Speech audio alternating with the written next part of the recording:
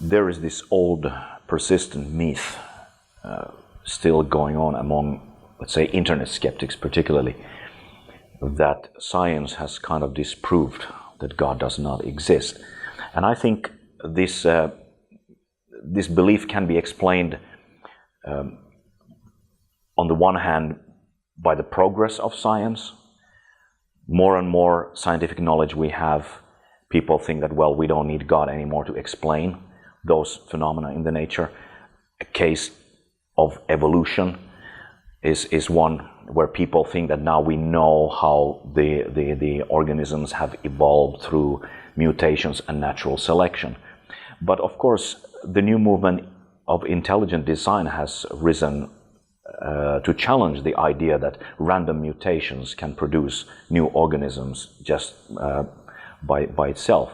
So I think we have to remember that science is not able to explain everything yet. And secondly, from the history of science, we know that this idea of warfare between science and faith is a myth. The great scientists of the past, Newton, Galilei, and others, were Christian people. They were very committed Christians who believed that they were studying the nature, and that was part of their worshipping God who has created everything. So science hasn't really done much to disprove God.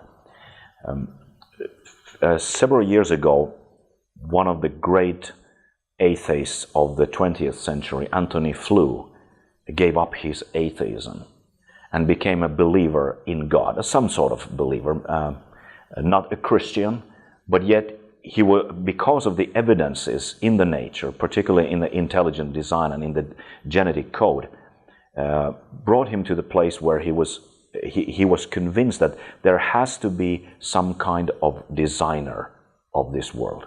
So I think it is not true to say that science has proved there is God. The more and more we know about science, actually we can notice that science points towards the designer, which we say as Christians, of course, is God.